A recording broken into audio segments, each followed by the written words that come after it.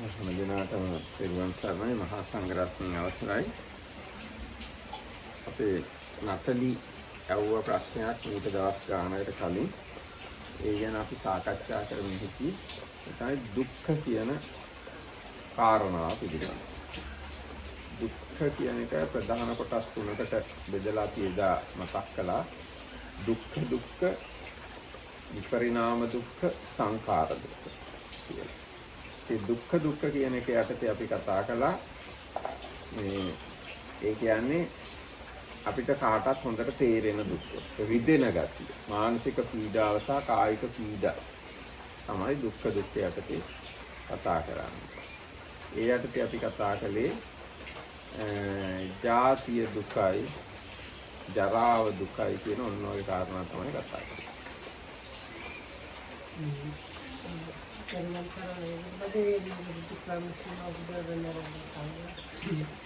We are going to continue on Natalie's question that she asked some time ago. And that was the question about dukkha or suffering or unsatisfactoriness. So that time we were talking about how there is a threefold division of dukkha as the dukkha and viparinama dukkha and sankhara dukkha. So which is something like suffering is suffering or painfulness or unpleasantness. Then the second one is the dukkha or suffering as the changing nature. And the third one is as the formation of conditionality and suffering connected with that. So far we talked only about the first group, about the suffering as suffering or pain. And we talked about the different aspects that are more readily and easily understandable and less easily understandable. So we talked about the suffering at birth, aging, disease and that. Especially about the birth. Birth and aging was the two things that we talked about the most. ඒවා දුකයි කියන එක පැහැදිලිව තේරුම් ගන්න පුළුවන් ගැටියක් තියෙනවා. ඒ කියන්නේ ලේසියෙන් තේරුම් ගන්න පුළුවන්. Those two are in a way easily understand. ඒ වුණත් බුදුරජාණන් වහන්සේ කිව්වේ නැත්නම් අපි ඒවා දුකයි කියන එකට හිත යොමු කරන්නේ නැහැ. But if the Buddha did not call that, or if the Buddha did not feel that even this is suffering, people would normally don't get it into their heads or consider it as suffering. දැන් ඒ මොකද දැන් උපදිනවා එක දුකයි කියන එක අපිට මතක නැහැ. So our own birth and conception, we cannot actually really remember. ඒකින්ද ඉපදීම දුකයි කියලා කාගේවත් ඔළුවේ නැහැ ඒ හැටි. So because we really can't remember those occasions or the conditions there. Because of that, there is nothing in our minds or heads making the connection that birth is suffering. හැබැයි බණ පොත්වල ඒවා දීර්ඝ වශයෙන් පැහැදිලි කරලා තියෙන හින්දා අපි ඒවා කියවුවාම අපිට පහසුවෙන් තේරුම් ගන්න පුළුවන් ඉපදීම දුකක් කියලා. If we read the Dhamma book, then easily without too much trouble we can understand how the birth is a kind of dukkha. ඒ වගේම තමයි වයසට යෑම දුකයි කියලා කිව්වත් ඒක මේ වයසට ගිය අයට ටිකක් තේරෙනවා ඇති. හැබැයි තරුණ අයට නම් කොහොමවත් තේරෙන්නේ නැහැ. Likewise, so elderly people, they might get sometimes like I think what the Dhammatikanga is, especially if you don't know about from the Buddha, so you might get some idea about aging as suffering if you are already old, but not so for the young people. වයසට ගිය අයට උනත් මේ තව ගොඩාක් ක්‍රම තියෙනවා ඒගොල්ලන්ගේ ඇඟේ වේදනා නැති කරගන්න. කොණ්ඩේ සුදු වෙන එක නැති කරගන්න, දත් හැලෙන එක නැති කරගන්න තව ගොඩාක් උපක්‍රම තියෙනවා. ඒ නිසා ඒගොල්ලෝ උනත් සමහරට හිතන්නේ නැහැ වයසට යෑම දුකයි කියලා. Because there are kind of many cover up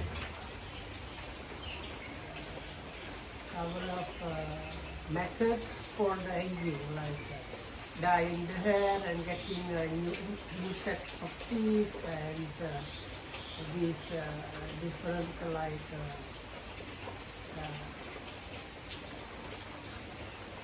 surgeries and things like that to remove the wrinkles. So because of that, there is like the unwillingness to see the suffering of aging even in the old people. ඒ වගේම ඒගොල්ලන්ට තව වෙන ලෝකෙ පුරා ඇවිදින්න යන්න පුළුවන් වෙන විනෝද වෙන ඒවා තියෙනවා ව්‍යායාම තියෙනවා ඒගොල්ලන්ට ඕනනම් තව ඉගෙන ගන්න පුළුවන් චිත්‍රපටි බලන්න පුළුවන් පෙල්ලම් කරන්න පුළුවන් ඒ වෙයිනුත් වයසට අයට පවා වයසට යෑම දුකයි කියන එක අමතක කරන්න පුළුවන්. So because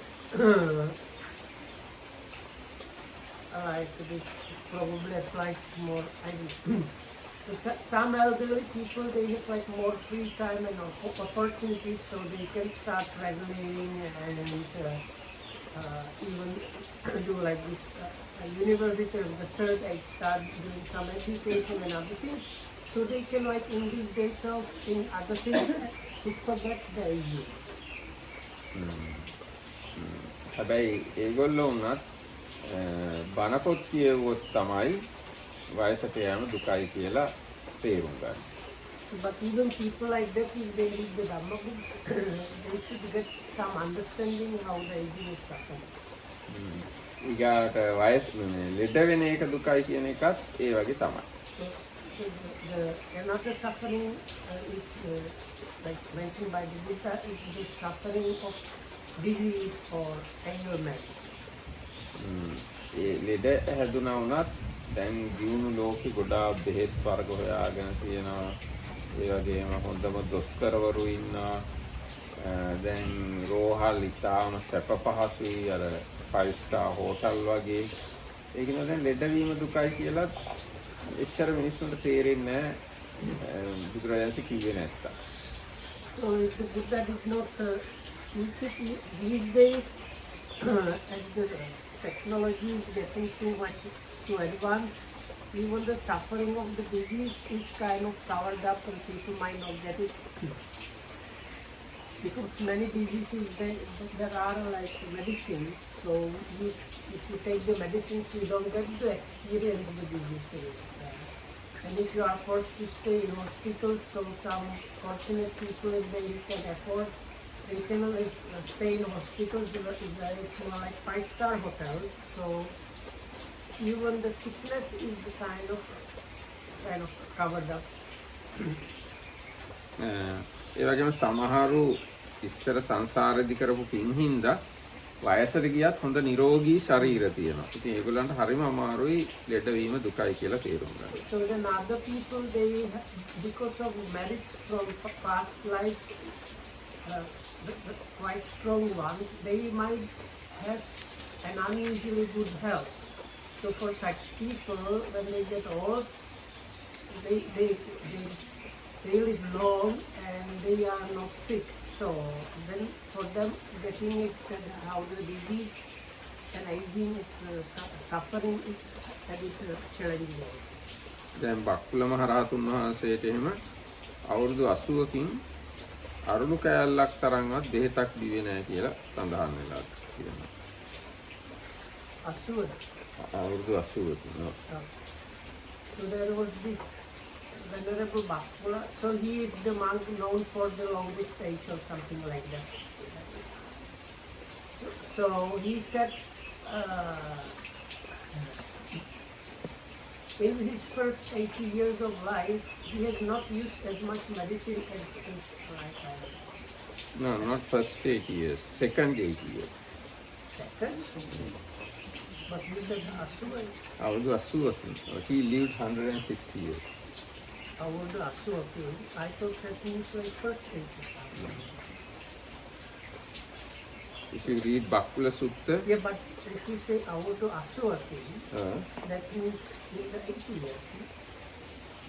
no. He lived 160 years. But you mentioned So, 80. yes, but he lived 160 years. So second 80 years, he did not have any medicine. හැබැයි ලෙඩ ගොඩාක් අපිට තියෙනවා කියලා බුදුරජාණන්සේ දේශනා කළා තිනවා ආදීනව සංඥාවය. Can you read Girimananda සුත්ත here in Anguttara Nikaya understand Girimananda සුත්ත ආදීනව සංඥා. So, but the Buddha gave us actual list of different diseases, many of them in. No, I did not open the book correctly. For example, in Girimananda Sutta and Anguttara Nikaya. If you take a little bit.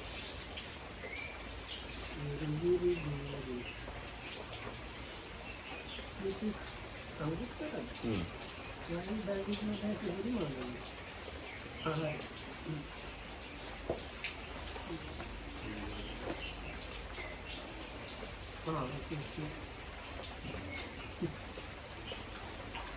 So this is under the Adinava Sanya, one of the 10 perceptions. Here translated as danger, in other places it is translated as misery or drawback. And what Ananda is the perception of danger. Here, having gone to the forest, to the foot of a tree, or to an empty hut, a bhikkhu reflects thus.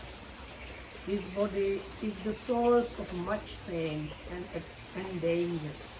For all sorts of afflictions arise in this body, that is, eye disease, disease of the inner ear, nose disease, tongue disease, body disease, head disease, disease of the external ear, mouth disease, tooth disease, cough, asthma, catarrh, pyrexia, fever, stomachache, fainting, dysentery, gripes, cholera, leprosy, boils, eczema, TB, epilepsy, ringworm, itch, scab, chickenpox, scabies, hemorrhage, diabetes, hemorrhoids, cancer, fistula, illness originating from the bile, phlegm, wind, or their combination.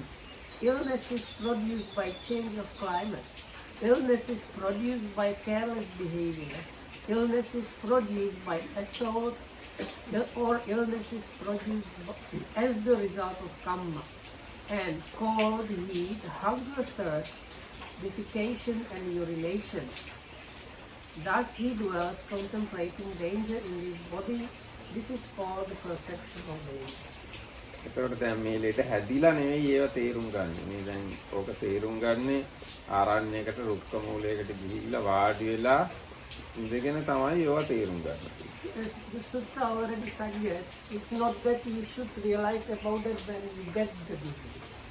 Already before that, you go to some place suitable for reflection and meditation, like here is the feet of a tree and so on. And there you reflect that within this body all these kind of things can be happening. මේ වගේ මේ දුක කියන එක දුක් විඳලම නෙවෙයි තේරුම් ගන්න ඕන නුවණින්.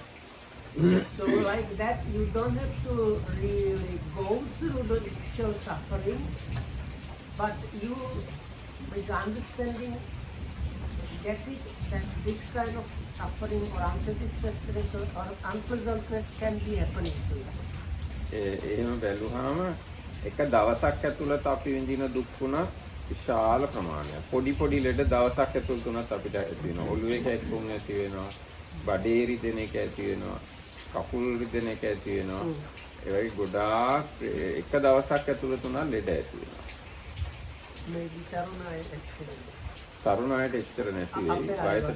වයසට ගියාම ගොඩාක් ලෙඩ එක දවසක් ඇතුළත උනත් ඇති වෙනවා. So then if you consider one day and near the sickness or disease, actually the best word there was ailment, because that can comprise all kind of things.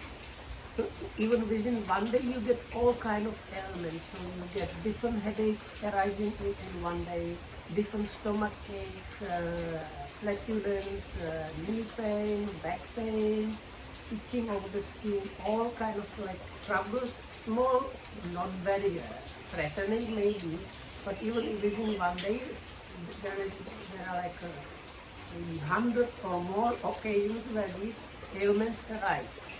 හැබැයි අපි හිතේමු කලේ නැත්තම් ඒවට එච්චර ලෙඩ හට ගන්නවා මේ ශරීරයේ කියලා අපිට අවබෝධ වෙන්නේ නැහැ. maybe this is for the young people is not happening or they are not aware of it that much, but at least people like us already we have this kind of thing happening.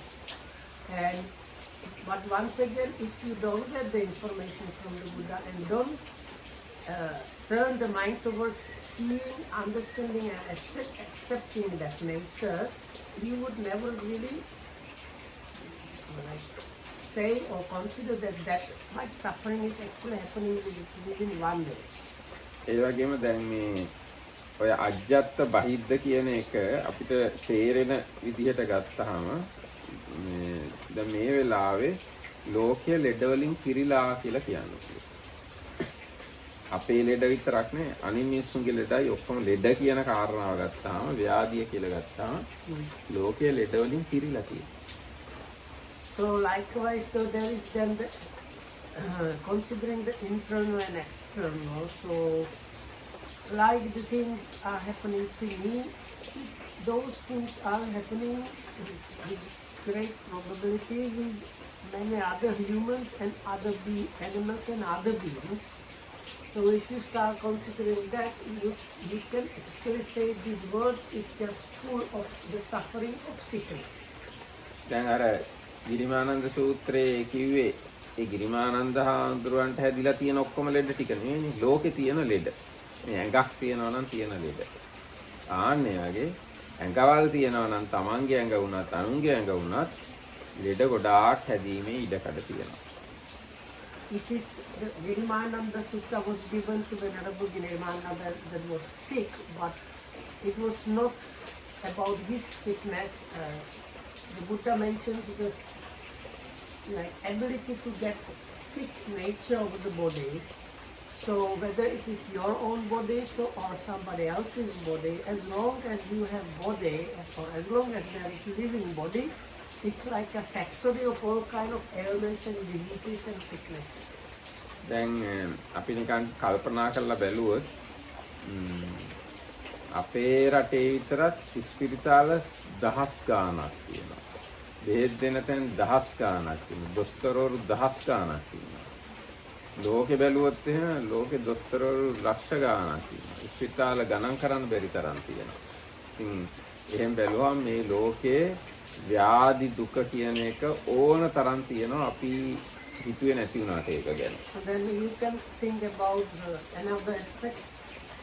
All the diseases, they are most of them get treated in some hospitals and by some doctors. So even in Sri Lanka, there are probably like tens of thousands of dispensaries and hospitals. And in those hospitals and dispensaries, there is probably 1 million or even more staff. Because we have to consider not only doctors, also nurses. And so in Sri Lanka it's like 25 million. So I think there is a good chance it's like more than 1 million people in Sri Lanka are caring for sickness and ailments. And this is one country which is not too big. So if you consider the whole world, just our planet, you will have like, I don't know, already probably millions of hospitals and dispensaries where like hundreds of millions of doctors and nurses are treating diseases, ailments and accidents and other things. So once again, you can say this suffering of disease is completely like covering the whole earth. එතකොට ව්‍යාධිය දුකයි කියලා ව්‍යාධිය නැමැති දුකක් තියෙනවා ඇත්තටම කියලා ඒක ඇත්තක් කියලා ඔන්නෝ කල්පනා කරන කෙනෙක්ට තේරුම් ගන්න පුළුවන්.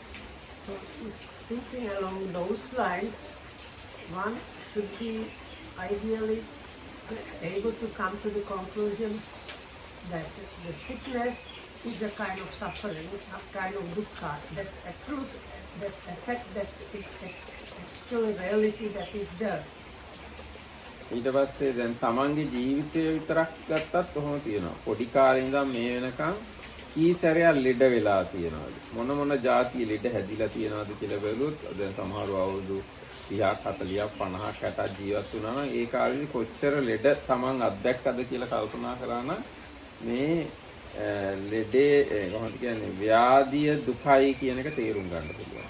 So another way of contemplating this is not going far and wide, but like using your own experience as the basis and reflecting on all your life. So since you were born, how many different diseases, ailments, and like injuries you had to go through up to now. So whether you are 30, 40, 50 or more, if you try to remember all those occasions, probably you will feel like you can get to the bottom of that.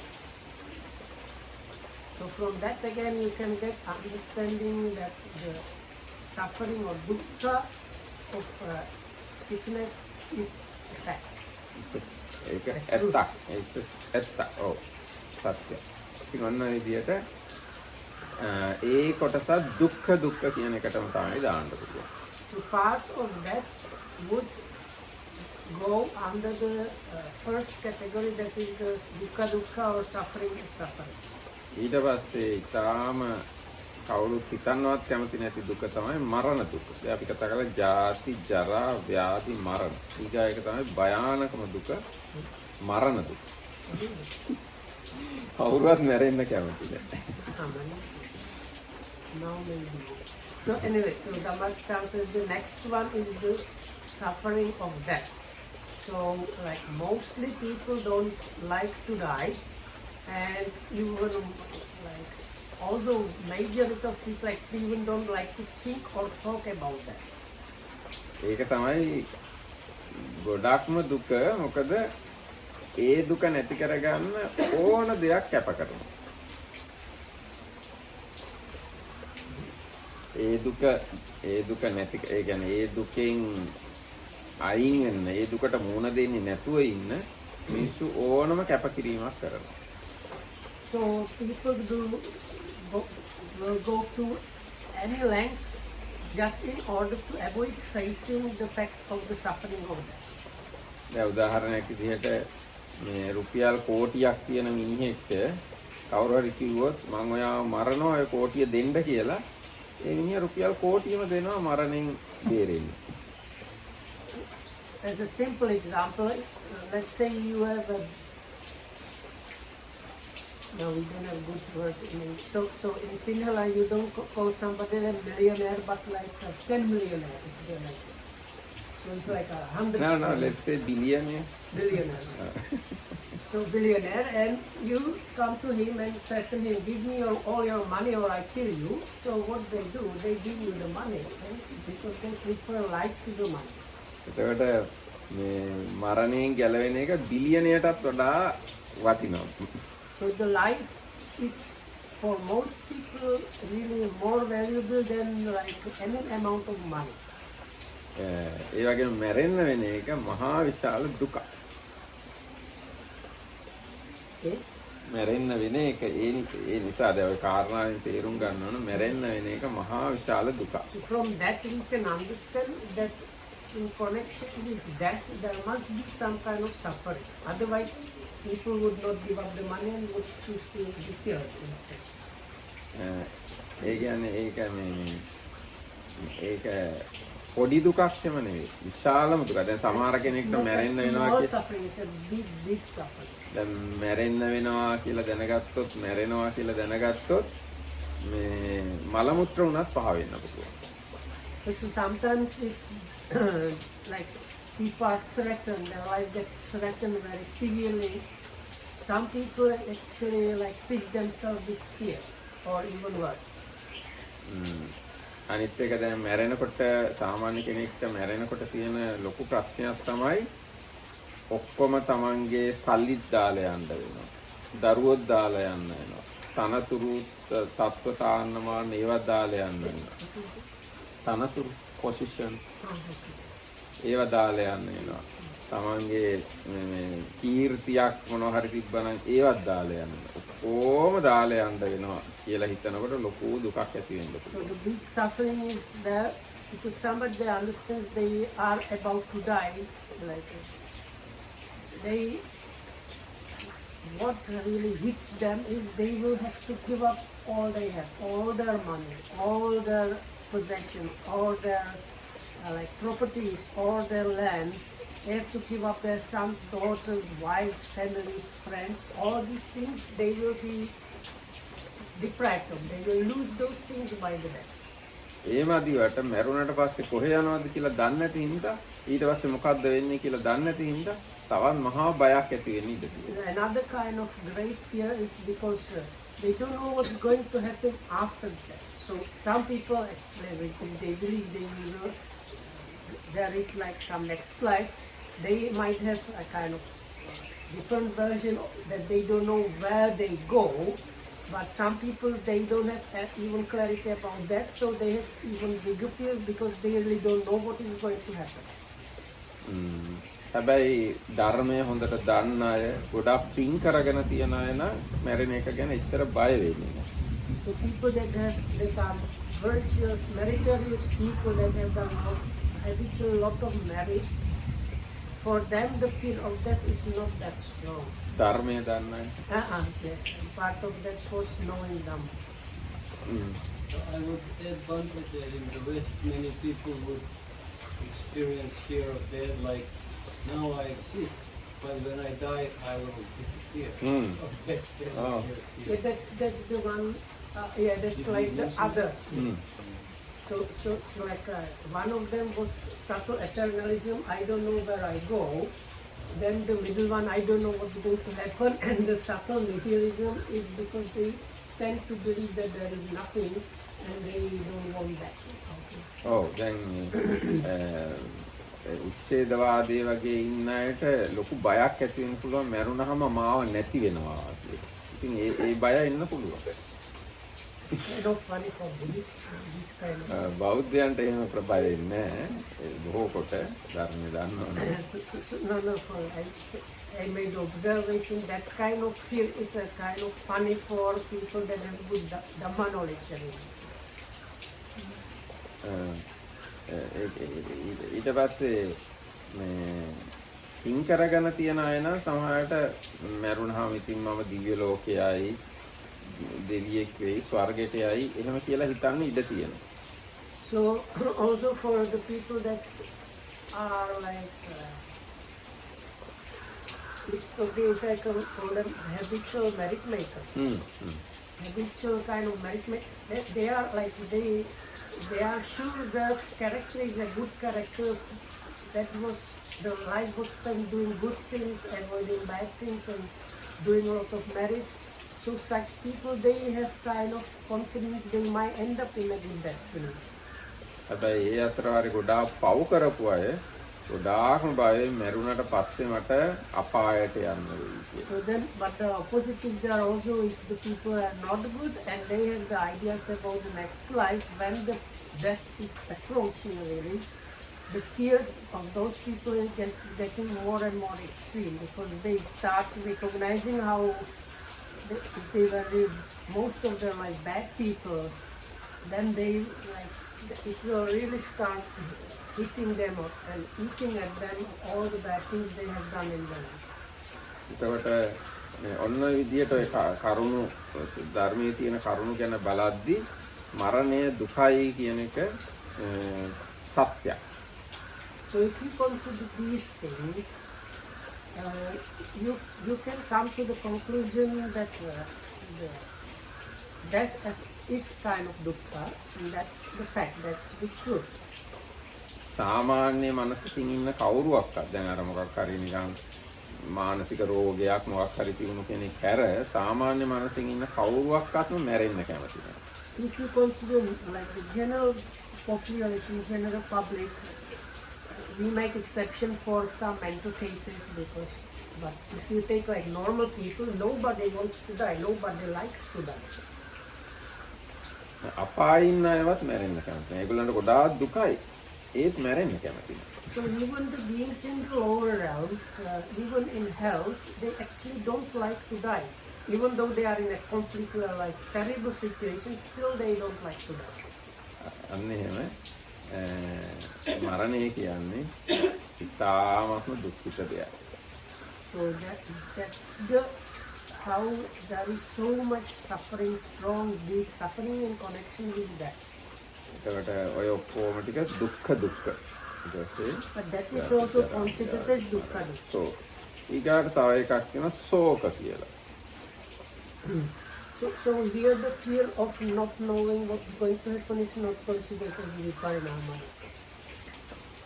Still it's not Too knowing, it's too gross and it can be a dukkha dukkha.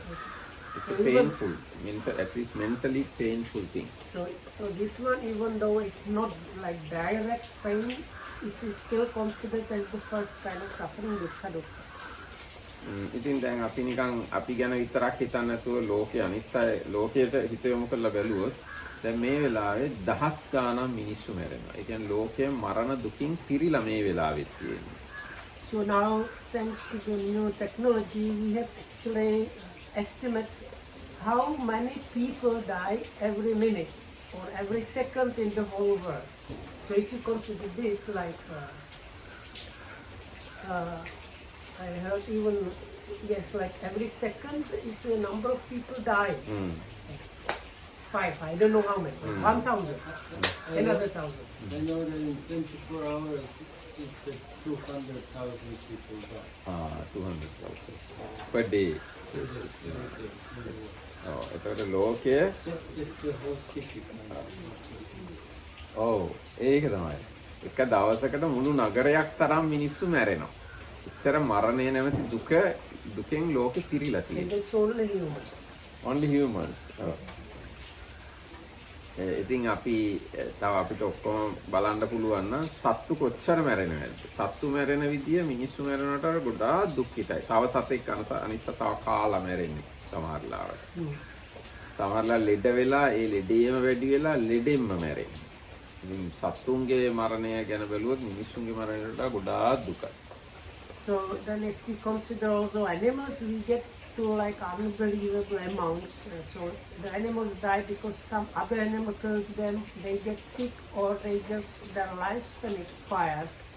But there are so many like unthinkably more animals even in this just one world. So the number of deaths of these different animals, if we consider those, once again you see the whole earth is just like big factory of death. දැන් හැබැයි අපි පරිස්සම් වෙනවා දැන් මේ මරණය ඕවා ගැන කතා කරද්දී අපේ මානසික තත්ත්වය පහත දාගන්න නැතු ඉන්න නුවණින් තමයි මේවා තේරුම් ගන්න. දුක් වෙලා නෙවෙයි හිත දුකටපත් කරගෙන නෙවෙයි නුවණින් මේවා තේරුම් ගන්න. So thank you for saying this. So when we consider these aspects of the suffering like the aging, sickness and that, we don't do it so that we get depressed and like discouraged and start having like grief and sorrow and really depressive mind space. No, why we do this is to produce wisdom and understanding about the situation. We should always check that our mind stays kind of stable and balanced. It should not go to the extreme. අපිට මේ වහනකොට ශෝකයක් ඇති වුණොත් බයක් ඇති වුණොත් ඒක අකුසල සිතක්. Because if we listen or consider these things and we get kind of sorrowful or fearful, that means already some kind of unwholesomeness like crept in our mind process. ඒ කියන්නේ ශෝකය, බය ඒවා තියෙන්නේ දෝෂ මූල සිත්වල. ඒ කියන්නේ අකුසල සිත්වල. Because both fear and sorrow or like sadness are on the side, they are the aversion-based unwholesome mind component. ඊට පස්සේ දැන් අපි සත්තුන් මැරෙන එක ගැන කල්පනා කළොත් සමහර සත්තු මැරෙන්නේ අනිත් සත්තු ගොඩක් එයාගේ කෑලි කෑලි කන අතර වාරේ. දැන් කොටි රාංචුවකට මුවෙක් අහුනොත් ඒක සිංහ රාංචුවකට හරකෙක් අහුනොත් එක සිංහෙක් එක කොටසක් කනවා අනිත් සිංහයා තව කොටසක් කනවා. ඔහොම ඇඟේ කෑලි කෑලි කකා ඉන්නේ නැද්දි තමයි මේ සතා මැරෙන්නේ. මේ හරිම දුක්ඛිත මරණයක්. Also this dying process or the actually occasion of death can get extremely painful. So like easy to understand is in the animal realm when pride of lions catches a water buffalo or the wildebeest or this Koti. කොටින්ට ආවුනොත් මොයෙක් කියනවා. But they are usually not. Murkati would come. තමයි. Or if it's a pack of wolves, so these animals they hunt in packs. If they manage to kill one of these antelopes or elks or something like that, they start like basically the animal is still half alive when they are tearing it apart. So it's like the last moments when it's dying, it is experiencing how it's being torn apart by these different predators. ඉතින් ඒ විදිහට මිනිස් ලෝකේ සත්ත්ව ලෝකේ මරණය කියන එක හරිම දුක්ඛිත දෙයක්. So these similar things can happen to humans like that. So the dying moment itself can be extremely painful, and all the other aspects we were considering. So altogether, the human and animal realm means there is like an amazing big amount of suffering there in connection with that. හැබැයි සමහර වෙලාවට සත්තු මිනිස්සු ඉතාම සන්තෝෂයෙන් මැරෙන වෙලාවලුත් තියෙනවා. But both for animals as well as humans, there are occasions where an animal or a human dies very peacefully in a kind of, you might say, satisfied, happy mind. ඒ වගේම සමහරුන්ගේ මැරුණාට පස්සේ මූණේ හිනාවකුත් තියෙනවා. Sometimes you can see like there is a gentle smile on that body because the person died in a good way. සමහර වෙලාවට මම දැකලා තියෙනවා අපේ රටේ අර සංගීත කණ්ඩායමක එක්කෙනෙක් තබ්ලාව ගහ ඉන්නදී තමයි මැරිලා තියෙන්නේ. So the American says he saw there is this kind of drums called tabla. So a musician that was a professional musician and they were doing a performance while playing tabla, he died while playing. ඊට පස්සේ තව සමහරු මම අහලා තියෙනවා පත්තරේ හරි මොකක් හරි මෙහෙම තියාගෙන මැරිලා. එක්ක අත් දෙක මෙහෙම තියාන අතේ මොකක් හරි කියලා මැරිලා. ඉතින් අනිත් අය හිතන්නේ එයා තාම මේ පත්තරේ බලනවා කියලා.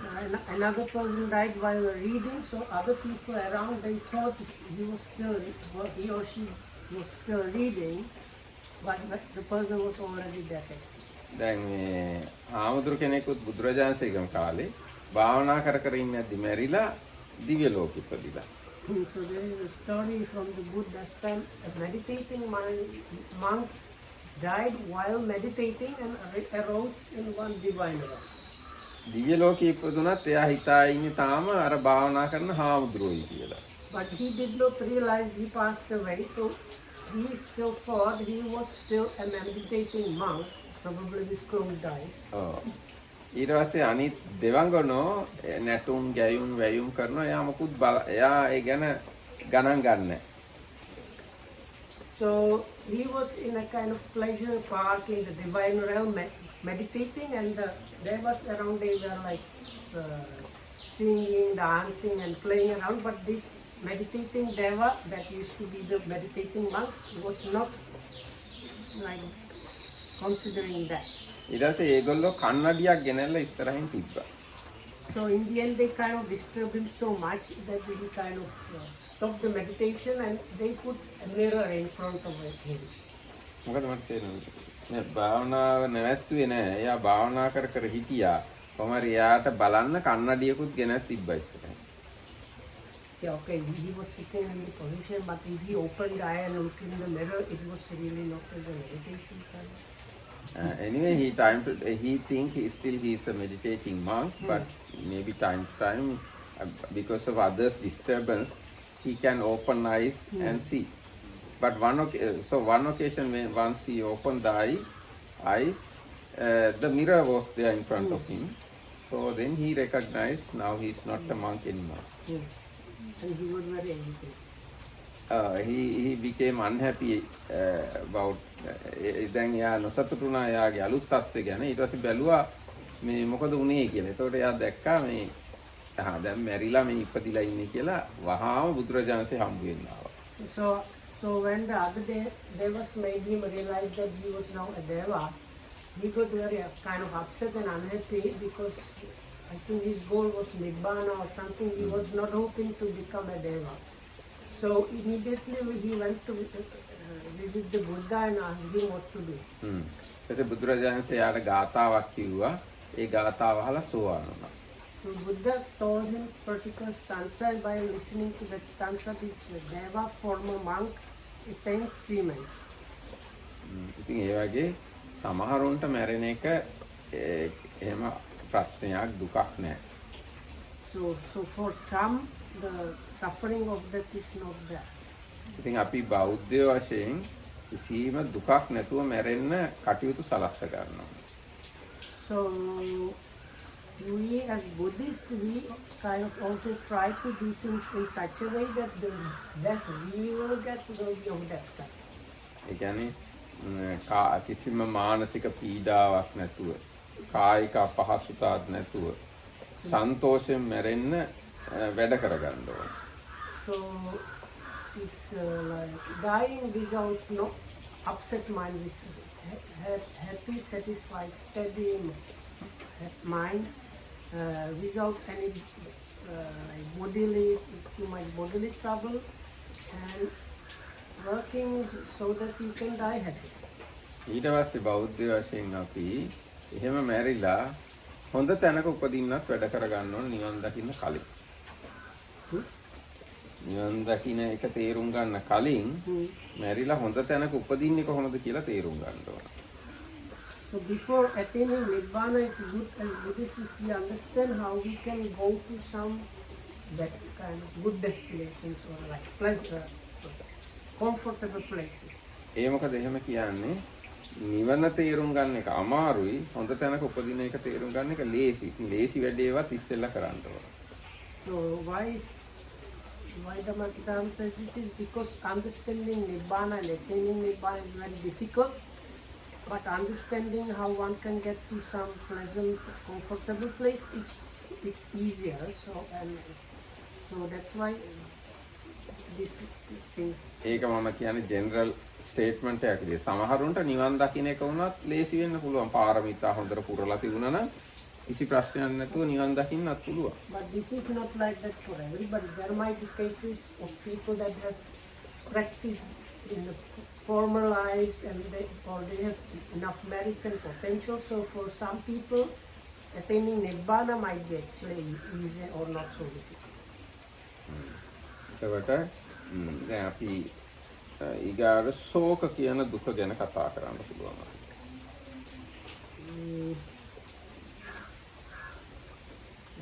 Okay, we look for how he translates. ශෝක සාමාන්‍යයෙන් සරෝ කියලා. Yeah, but sometimes they call it grief.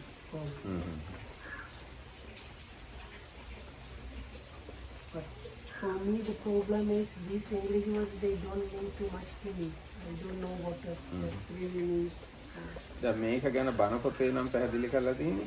හිත ඇතුලේ ඇති වෙන දැවීමක් වගේ, හැවීමක්, දැවීමක්. ඒක තමයි ශෝකය කියන්නේ. So I would call it maybe sadness. Sorrow. Chandrika නෝන. මධ්‍යම නිකාය පොත කියන්නේ. So this is like against standard definition that we get in so many places. There is a list of words like even in the dependent origination you have jati, jara, vyadi, dukkha, marana, soka, parideva, dukkha, doma, like a list. So it is good to read the kind of definition of what is meant by the word soka, because the word sorrow might mean a little bit different things to different people. So reading what part of our experience is meant by that is good. Part, you said that we should also consider the pleasant destinations.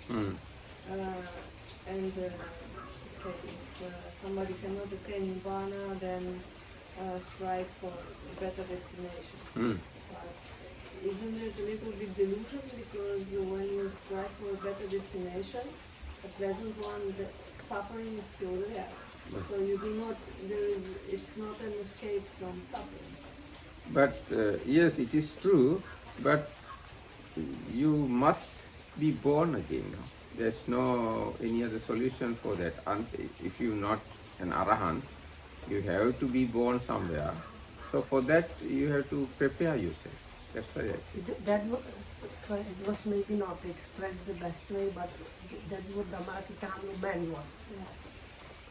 Okay, it's strive for Nibbana as much as possible, but it's good to have it prepared also if you don't manage to get Nibbana to get to some very good situation. But I don't think it's possible to end up in bad situation and if you strive for Nibbana. Yes, that's true. If you work hard to attain Nibbana, definitely you will be born again in a good destination. At the same time, because you are definitely be born somewhere, it's good to have kind of B plan. Let's say people have A plan, B plan, etc. So you can have B plan and C plan.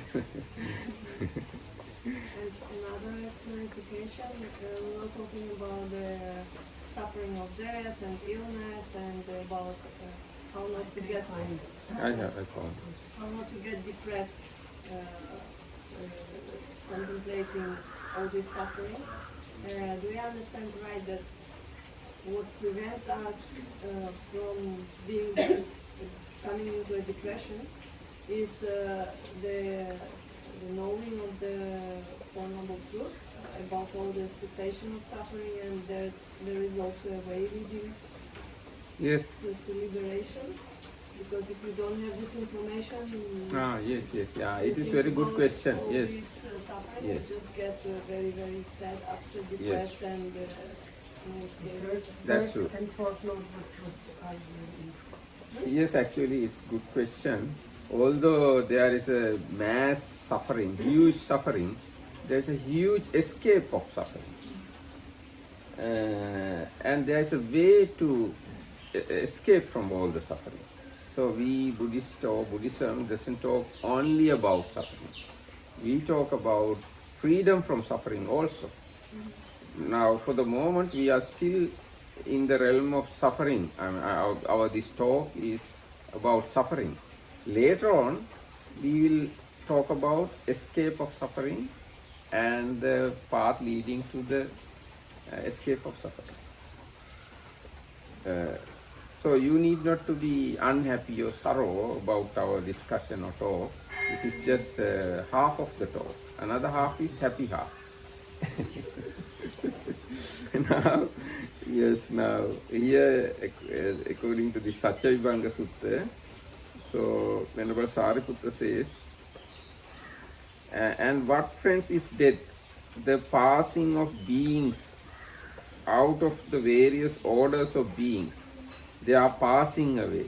Dissolution, disappearance, dying, completion of the time, dissolution of aggregates, laying down of the body. This is called death. And what, friends, is sorrow? The sorrow, sorrowing, sorrowfulness, inner sorrow, sorrowiness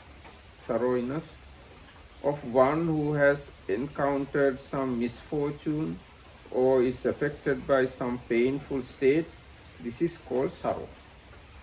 So this is the explanation about sorrow. So Does it have also explanation about domanas or not? this is domanas, no, soka. This is soka. Soka, parideva, and dukkha domanas. Now there is a thing called despair and grief. Grief, Grief. is domanas. Grief is mental pain, mental discomfort, painful, uncomfortable feeling born of mental contact. This is called grief. And Yeah, for me these two kind of much different. I don't know. actually, they have very subtle differences. Sorrow, lamentation, No, grief. lamentation is a completely different level. Which two things, Soka and Dominus? Yes. So now domanas I know is the why. feeling aggregate. Hmm. Soka is, according to my understanding, Soka is Motivation. mental formation aggregate.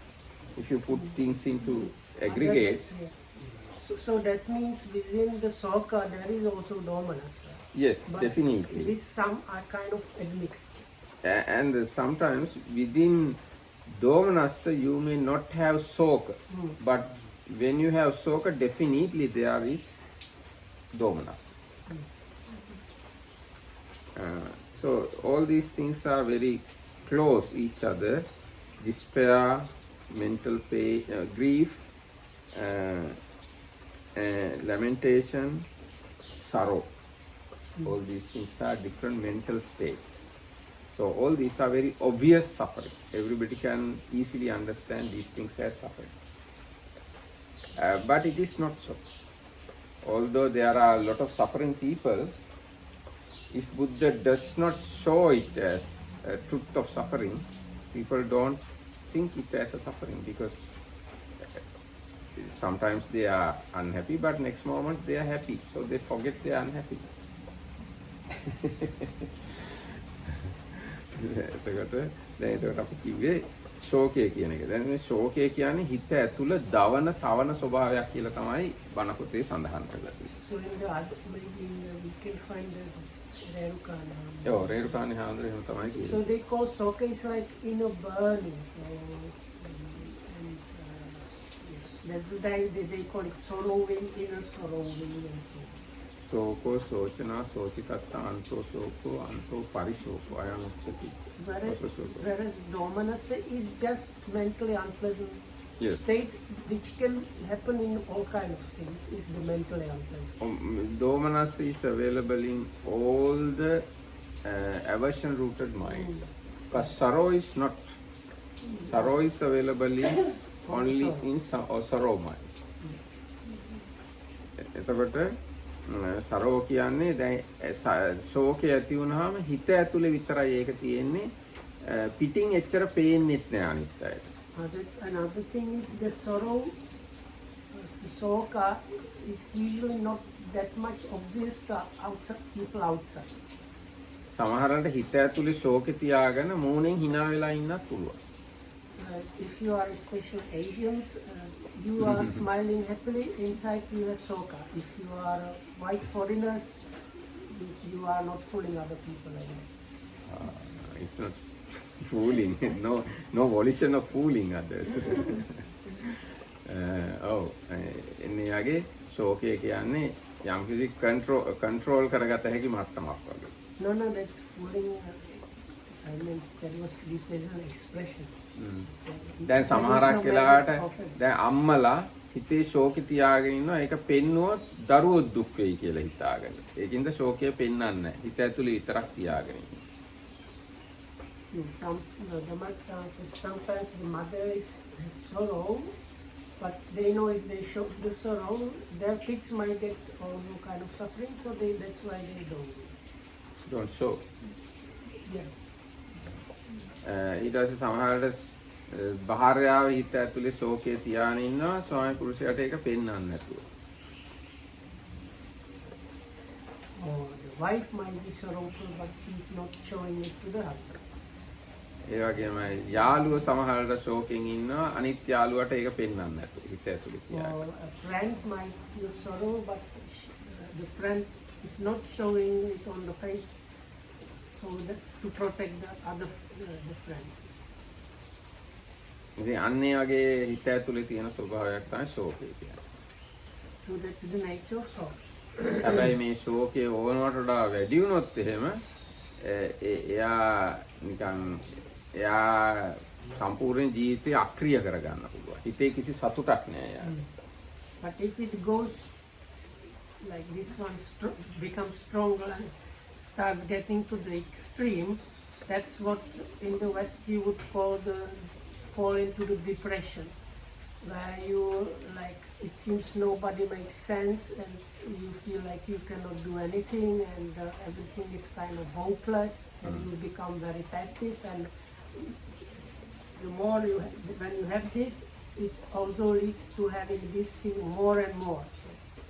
ඒතර ජීවිතේ කිසිම ආස්වාදයක් නැහැ, සතුටක් නැහැ, බලාපොරොත්තුවක් නැහැ, ඉලක්කයක් නැහැ. අන්න ඒ වගේ වෙන්නත් පුළුවන්. Yeah, there is no end, no use. Life is completely. I am hopeless. Everything is hopeless. What is the use of doing these things? All these things kind of are. ඒතකොට ඒ ඔක්කොම truth of suffering ඇතුලේ තමයි තියෙන්නේ. All these things are there within the truth of suffering. ඒ කොටස දුක්ඛ දුක්ඛ. හරි. And this is still considered as the first category as suffering is suffering. එහෙනම් අද දවසට අපි මෙතනින් සමාප්ත කරමු. තව දුක ගැන ගොඩාක් කතා කරන්න පුළුවන් ඉස්සරහට. We will finish it, conclude it here for today. But there is still heaps and heaps of different kinds of suffering that we can discuss. හැබැයි මේ දුක ගැන කතා කරන වෙලාවට හිත පොඩ්ඩක්වත් දුක කරගන්න හොඳ නෑ. ඒක අකුසල. සන්තෝෂෙන් තමයි දුක ගැන කතා කරන්න ඕනේ. But don't get sad and don't talk in a sad way about suffering. Talk and have a happy mind. Now, one small trick is there. If it's coming, if you have trust in the Buddhas and you realize all this kind of suffering there, then you say, oh, but the Buddha said even this kind of suffering has end, and there is a way, thanks to the Buddha, how to even overcome this kind of suffering. So then any kind of suffering you understand, already you put the, even from this one, the Buddha show you how the liberation. So it's, because today I was doing the Virya Param, and it has this, I have to work, I have to rest. I have work, I have to rest. They use the same situation for the positive side. I have to work, so I have to do other work before that so that I have everything finished. And I have worked and I'm using, now I have finished that work so I can do other work. So I can use the same situation for the positive side. So same is the suffering. මම පෙරුවන් සරණයි හැමදෙනාට. I just want to ask, can you